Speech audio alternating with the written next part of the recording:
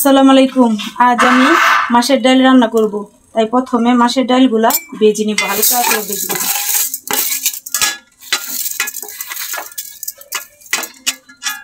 হালকা করে ভেজে নিব। ডালগুলা ভাজা হয়ে গেছে, এখন ধুয়ে নিব।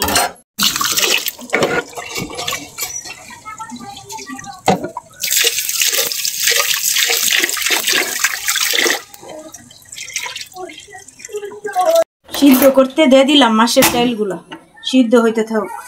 এর মধ্যে দিয়ে দিলাম কাঁচামরিচ, রসুন, পেঁয়াজ কুচি, তার সাথে সিদ্ধ করে নেব। ডালগুলো আমার সিদ্ধ হয়ে গেছে, এখন ছেঁকে নেব। 5 মিনিটের জন্য রেখে দেবো একটু ঠান্ডা হওয়ার জন্য, তারপরে শিলপাটায় বাটবো। মাছের ডালগুলা শিলপাটায় বেটে নেব। এখন একটু অল্প জিরা দিব।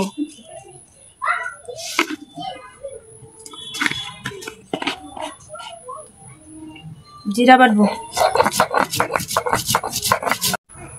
কয়েকটা আদা দিব, আদা বাটবো। মাছের ডালগুলা বাটবো, শিলপাটায় নিয়ে নিলাম। কিছু কিছু মানুষ আছে অন্যের সমালোচনা করতে বেশি পছন্দ করে। আমরা নতুন মানুষ, কথা বলতে পারি না, ভিডিও ভালো মতন করতে পারি না, আস্তে আস্তেই তো শিখবো। তা না, মানুষের পাশে না থেকে ক্রিটিসাইজ করে, এটা কি ঠিক?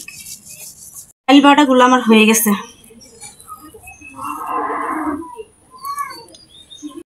যে পানির মধ্যে ডাল সিদ্ধ করছিলাম ওই পানির মধ্যে ডাল বাটাগুলা দিয়ে দিব। এখন আমি এই ডাল বাটাগুলা দিয়ে দিতেছি। এখন একটা ডাল ঘুটনি দিয়ে এই ডালগুলা ভেঙে দিব।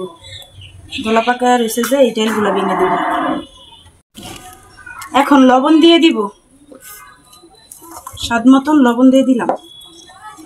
1.5 চামচ হলুদ দিয়ে দিব। মাছের মাথা দিয়ে দিব। মাছের মাথা ছিল যে, তার জন্য মাছের মাথা দিয়ে দিব। 2 পিস মাছের মাথা দিয়ে দিব। একটা লেঞ্জা ছিল, এটাও দিয়ে দিব। এখন ধনিয়া পাতা দিয়ে দিব। তারপর 5 মিনিট পরে ডালটা নামায় ফেলবো। নামায়া বাগার দিয়ে দিব।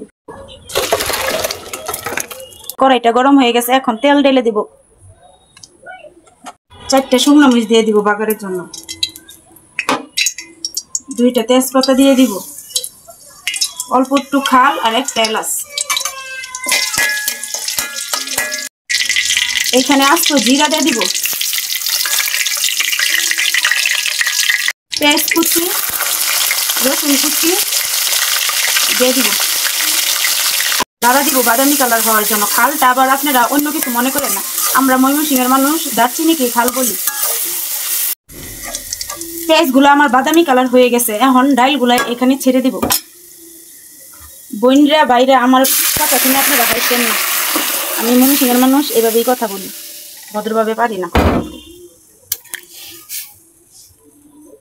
ডাইলের মজা বলে জালে। আমার নানি বলতো যে ডাইল যত জাল দিব অতই মজা লাগবে ডাইলে। এটা বলক আসছে, আমার ডাইল হয়ে গেছে, এখন নামায় ফেলবো।